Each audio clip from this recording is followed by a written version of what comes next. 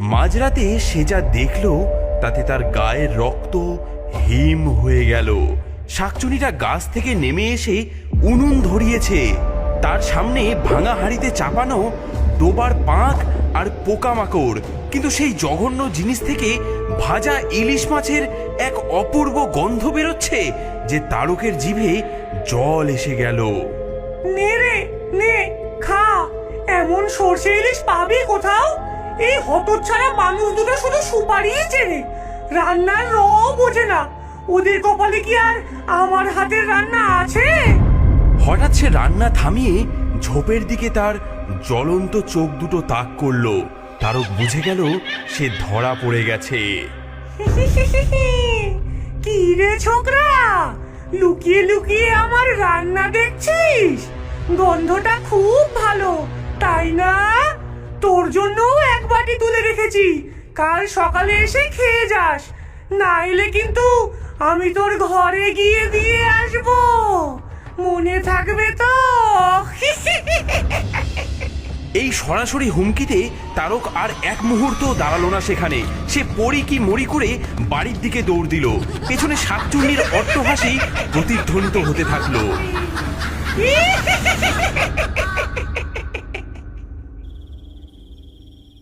ওঝামশাই, ওঝামশাই আমাদের বাঁচান। সব কথা তো আপনাকে খুলেই বললাম। কাল রাতে তো ওটা আমার ছেলেকে মেরেই ফেলতো। ওটা একটা সাংঘাতিক চিজ। ক্যাপাটে শাকচুন্নি, দেমাক অনেক। একে সাধারণ ভূতের মন্ত্রে কাবু করা যাবে না। আচ্ছা, দ্বিতীয় একটা বুদ্ধি দিচ্ছি। ভূতেরা শুদ্ধ জিনিস আর তীব্র গন্ধ সহ্য করতে পারে না।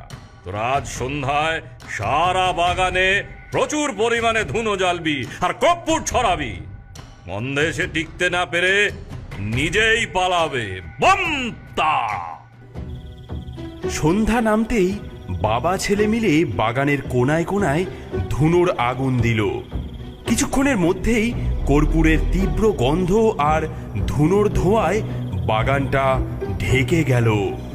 ওপর থেকে শাকচুন্নির কাশির আওয়াজ ভেসে এলো। এই এই কি বিশ্রী গন্ধ রে বাবা, আমার মাথা ধরে গেল। এই বমি পাচ্ছে আমার। এই তোদের এত বড় আসপর্দা, আমার বাড়িতে ধোঁয়া দিয়েছিস? দাঁড়া দাঁড়া, তোদের ধুনোর আমি ব্যবস্থা করছি। নে নে, এবার তোদের জিনিস তোদের কাছেই ফেরত দিচ্ছি। হঠাৎ বাগানের মধ্যে একটা ছোটখাটো ঘূর্ণিঝড় উঠল।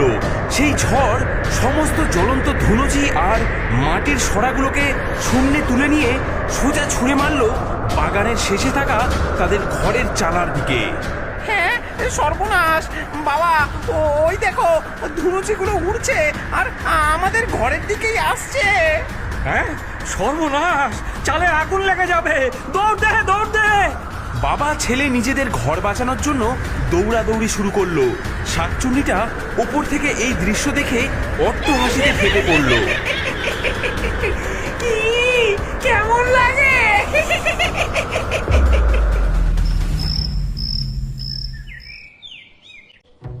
আর কোনো উপায় নেই ওঝামশাই, আমার ঘরটাও কাল পুড়ে যেত। দুবার হারলাম আমরা। বুঝেছি, একে ভয় দেখিয়ে লাভ নেই, ওকে অপমান করতে হবে। বঙ্কাল! ওর সবচেয়ে বড় দুর্বলতা হলো ওর মাছের লোভ আর প্রচন্ড দেমাক। আমরা সেই দুর্বলতাতেই শেষ ঘা দেব। বঙ্কালি! শোন, আমি যা বলছি তাই কর।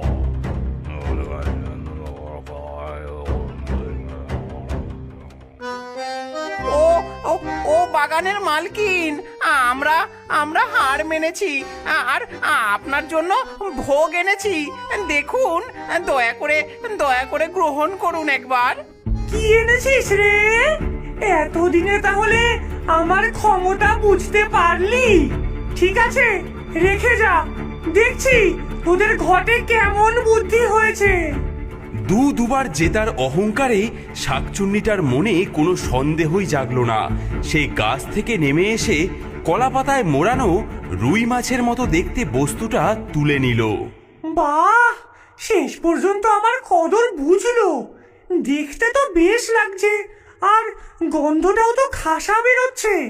এই বলেই সে আর দেরি না করে মাছের বড় একটা টুকরো মুখে পুরে দিল, আর তারপরই সেই প্রলয়ঙ্কর কাণ্ড ঘটল।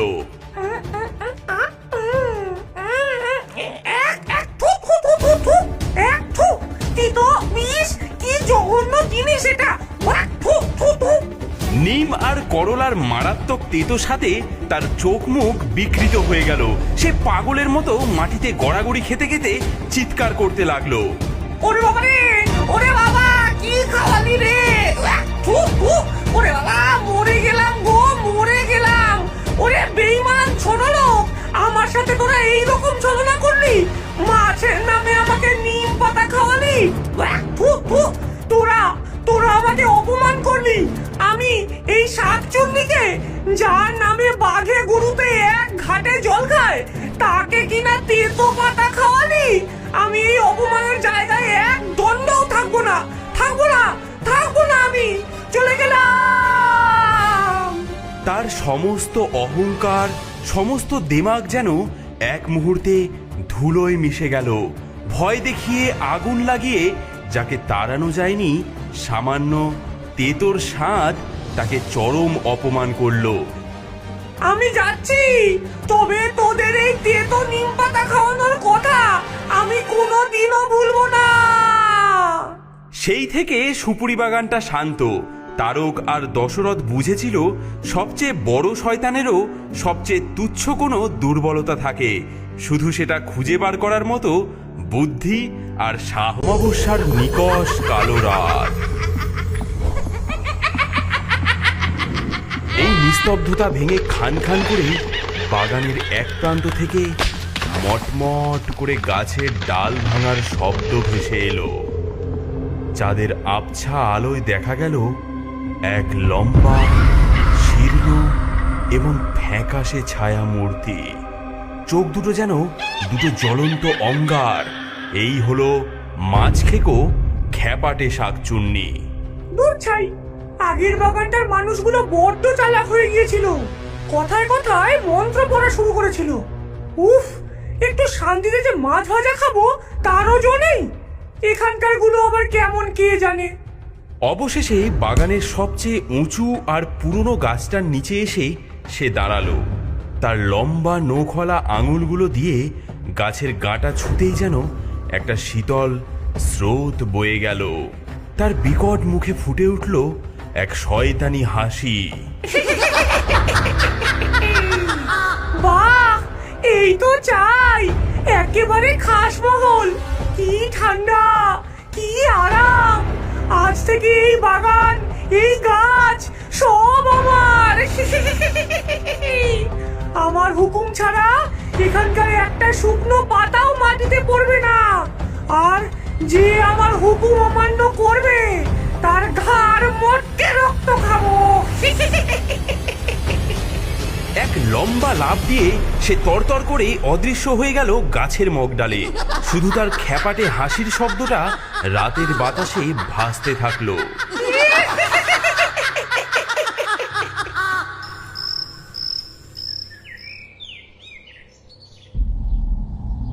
তারক, এ কেমন পচা মাছের গন্ধ রে বাবা, গা গুলিয়ে উঠছে।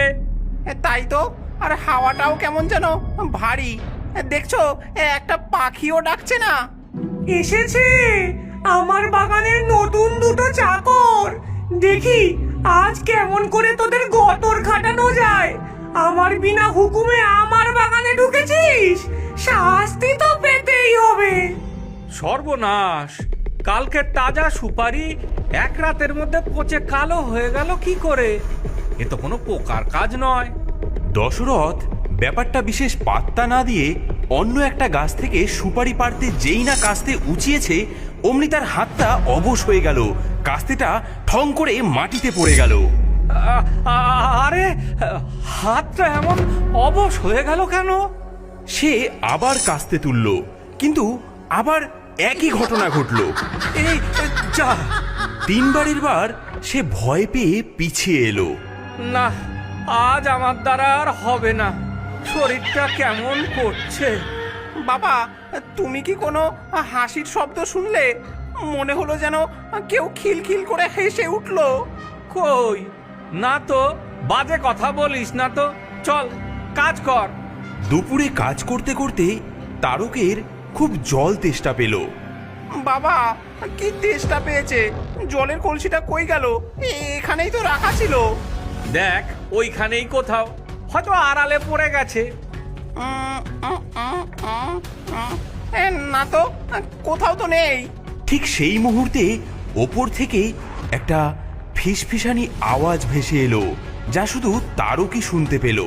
তেষ্টা পেয়েছে ছোকরা, খুব পেয়েছে। যা, দুবার জল খা গে। ওই পাক মেশানো জলটাই তোদের মতো ছোট লোকদের জন্য ঠিক। আমার বাগানের শুদ্ধ জল তোদের জন্য নয়। সেই রাতে শাকচুন্নিটা গাছ থেকে নামলো। তার চোখে মুখে দুষ্টুমিতে ভরা।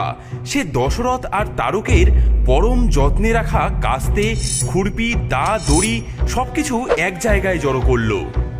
ওরে আমার লোভী মানুষ রে, আমার গাছের দিকে লোভ, তাই না? এই কাস্তে দিয়ে আমার গাছের সুপারি পারবি? দাঁড়া, তোদের সাধের যন্ত্র আমি এমন জায়গায় পাঠাচ্ছি যে খোঁজার জন্য পরের জন্মে আবার আসতে হবে। যা। এই বলে সে খ্যাক খ্যাক করে হাসতে হাসতে সব যন্ত্রপাতি এক এক করে পাশের ডোবাটার মধ্যে ফেলতে লাগলো।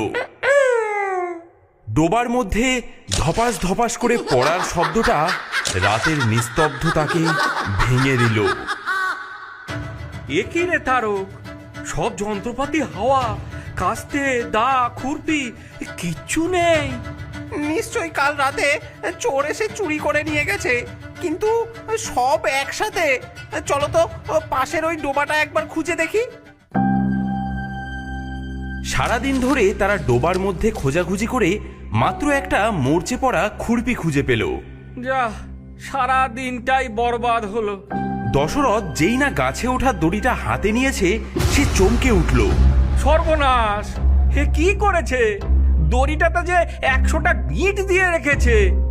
এ গিট তো খোলা যাবে না বাবা, বড্ড শক্ত, আর কি বিশ্রী পচা মাছের গন্ধ বেরোচ্ছে এই দড়িটার থেকে।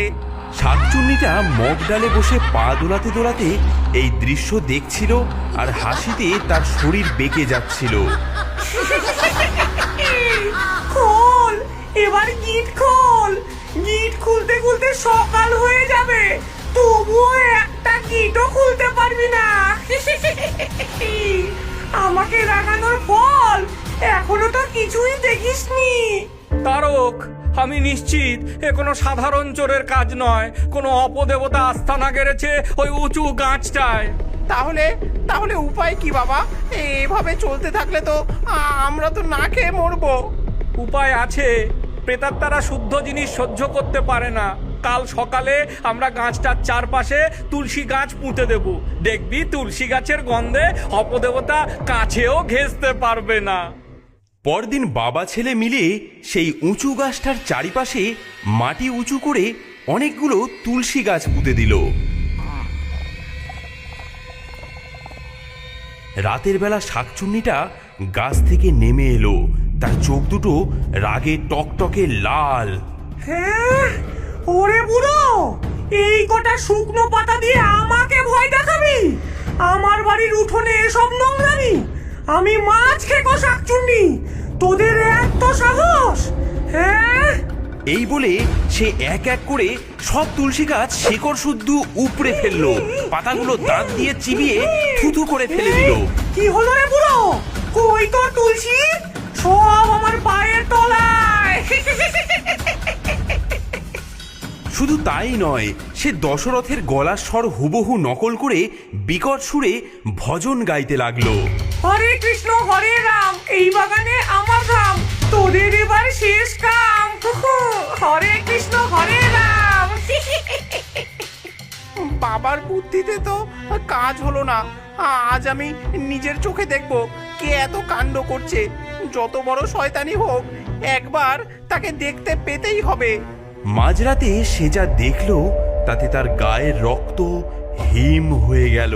এ সুপারি পাড়তে যেই না কাস্তে উঁচিয়েছে অমনি তার হাতটা অবশ হয়ে গেল, কাস্তেটা ঠং করে মাটিতে পড়ে গেল। আরে হাতটা এমন অবশ হয়ে গেল কেন? সে আবার কাস্তে তুলল, কিন্তু আবার একই ঘটনা ঘটল।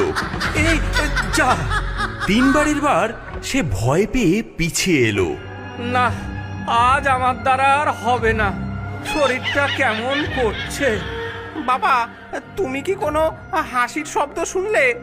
মনে হলো যেন কেউ খিলখিল করে হেসে উঠলো। কই না তো, বাজে কথা বলিস না তো, চল কাজ কর।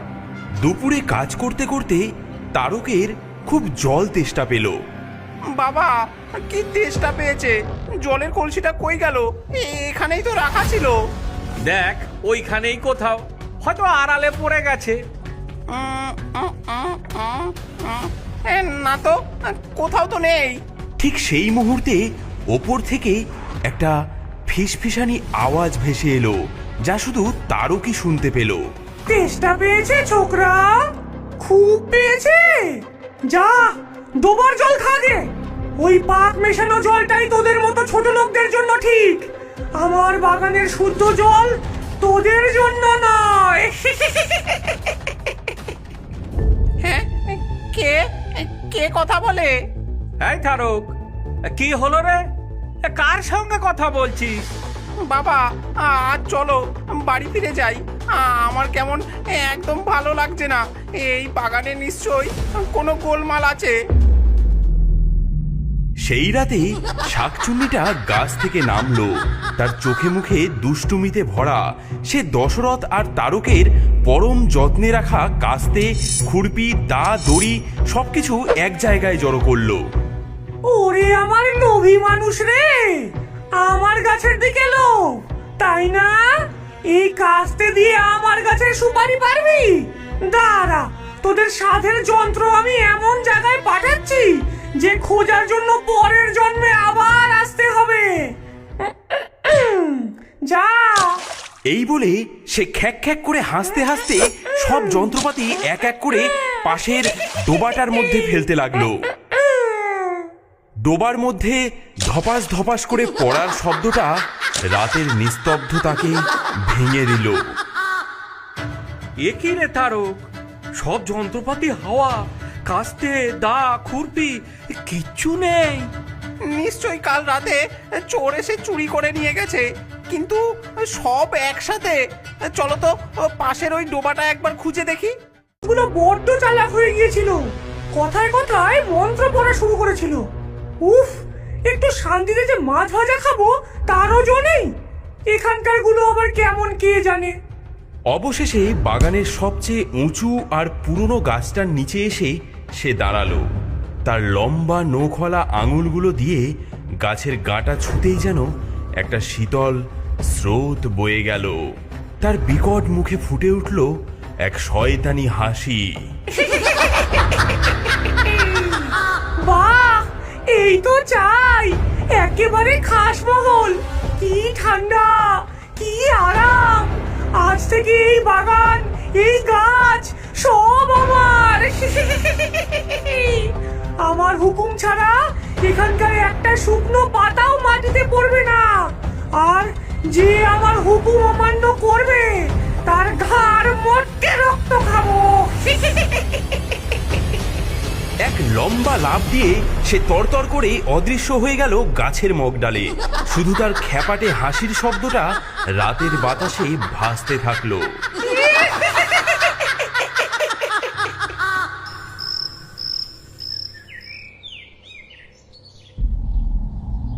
তারক, এ কেমন পচা মাছের গন্ধ রে বাবা, গা গুলিয়ে উঠছে।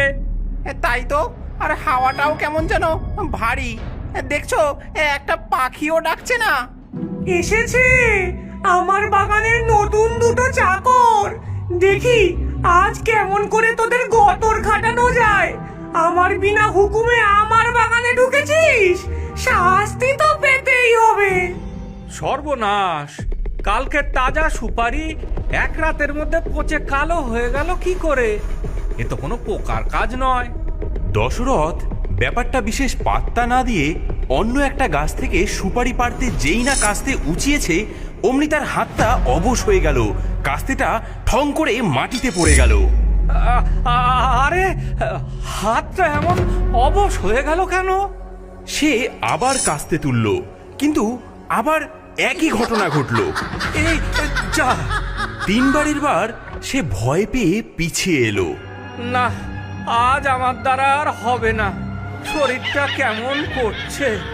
বাবা, তুমি কি কোনো হাসির শব্দ শুনলে? মনে হলো যেন কেউ খিলখিল করে হেসে উঠলো। কই না তো, বাজে কথা বলিস না তো, চল কাজ কর। দুপুরে কাজ করতে করতে তারকের খুব জল তেষ্টা পেল। বাবা, কি তেষ্টা পেয়েছে! জলের কলসিটা কই গেল? এখানেই তো রাখা ছিল। দেখ, ওইখানেই কোথাও, হয়তো আড়ালে পড়ে গেছে। না তো, কোথাও তো নেই। ঠিক সেই মুহূর্তে ওপর থেকে একটা ফিসফিসানি আওয়াজ ভেসে এলো, যা শুধু তারকই শুনতে পেল। তেষ্টা পেয়েছে ছোকরা, খুব পেয়েছে। যা, দুবার জল খা গে। ওই পাক মেশানো জলটাই তোদের মতো ছোট লোকদের জন্য ঠিক। আমার বাগানের শুদ্ধ জল তোদের জন্য নয়। হ্যাঁ, কে কে কথা বলে? এই তারক, কি হলো রে? কার সঙ্গে কথা বলছিস? বাবা, আজ চলো বাড়ি ফিরে যাই। আমার কেমন একদম ভালো লাগছে না। এই বাগানে নিশ্চয়ই কোনো গোলমাল আছে। সেই রাতে শাকচুন্নিটা গাছ থেকে নামলো, তার চোখে মুখে দুষ্টুমিতে ভরা। এক লম্বা লাফ দিয়ে সে তরতর করে অদৃশ্য হয়ে গেল গাছের মগডালে। শুধু তার খ্যাপাটে হাসির শব্দটা রাতের বাতাসে ভাসতে থাকলো।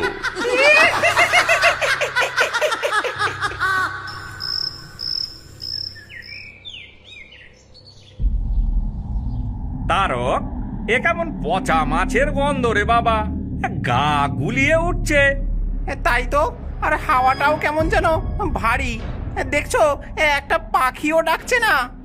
এসেছে আমার বাগানের নতুন দুটো চাকর। দেখি আজ কেমন করে তোদের গতর খাটানো যায়।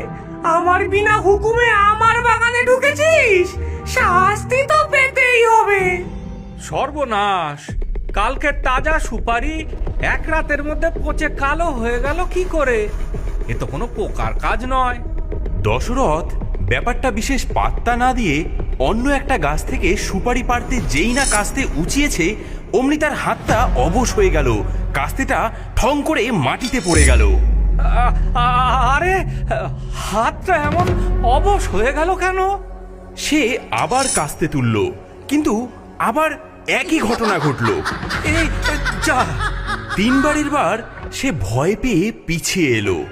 না, আজ আমার দ্বারা আর হবে না, শরীরটা কেমন করছে। বাবা, তুমি কি কোনো হাসির শব্দ শুনলে? মনে হলো যেন কেউ খিলখিল করে হেসে উঠলো। কই না তো, বাজে কথা বলিস না তো, চল কাজ কর। দুপুরে কাজ করতে করতে তারকের খুব জল তেষ্টা পেল। বাবা, কি তেষ্টা পেয়েছে! জলের কলসিটা কই গেল? এখানেই তো রাখা ছিল। দেখ, ওইখানেই কোথাও, হয়তো আড়ালে পড়ে গেছে। না তো, কোথাও তো নেই। ঠিক সেই মুহূর্তে ওপর থেকে একটা ফিসফিসানি আওয়াজ ভেসে এলো, যা শুধু তারকই শুনতে পেল। তেষ্টা পেয়েছে ছোকরা, খুব পেয়েছে। যা, দুবার জল খা গে। ওই পাক মেশানো জলটাই তোদের মতো ছোট লোকদের জন্য ঠিক। আমার বাগানের শুদ্ধ জল তোদের জন্য নয়। হ্যাঁ, কে কে কথা বলে? এই তারক, কি হলো রে? কার সঙ্গে কথা বলছিস? বাবা, আজ চলো বাড়ি ফিরে যাই। আমার কেমন একদম ভালো লাগছে না। এই বাগানে নিশ্চয়ই কোনো গোলমাল আছে। সেই রাতে শাকচুন্নিটা গাছ থেকে নামলো। তার চোখে মুখে দুষ্টুমিতে ভরা। সে দশরথ আর তারকের পরম যত্নে রাখা কাস্তে, খুরপি, দা, দড়ি সবকিছু এক জায়গায় জড়ো করলো। ওরে আমার লোভী মানুষ রে, আমার গাছের দিকে লোভ, তাই না? এই কাস্তে দিয়ে আমার গাছের সুপারি পারবি? দাঁড়া, তোদের সাধের যন্ত্র আমি এমন জায়গায় পাঠাচ্ছি যে খোঁজার জন্য পরের জন্মে আবার আসতে হবে। যা। এই বলে সে খ্যাক খ্যাক করে হাসতে হাসতে সব যন্ত্রপাতি এক এক করে পাশের ডোবাটার মধ্যে ফেলতে লাগলো। ডোবার মধ্যে ধপাস ধপাস করে পড়ার শব্দটা রাতের নিস্তব্ধতাকে ভেঙে দিল। এ কি রে তারক, সব যন্ত্রপাতি হাওয়া, কাস্তে, দা, খুরপি কিচ্ছু নেই। নিশ্চয়ই কাল রাতে চোর এসে চুরি করে নিয়ে গেছে, কিন্তু সব একসাথে। চলো তো পাশের ওই ডোবাটা একবার খুঁজে দেখি। সারাদিন ধরে তারা ডোবার মধ্যে খোঁজাখুঁজি করে মাত্র একটা মরচে পড়া খুরপি খুঁজে পেল। যা, সারা দিনটাই বরবাদ হলো।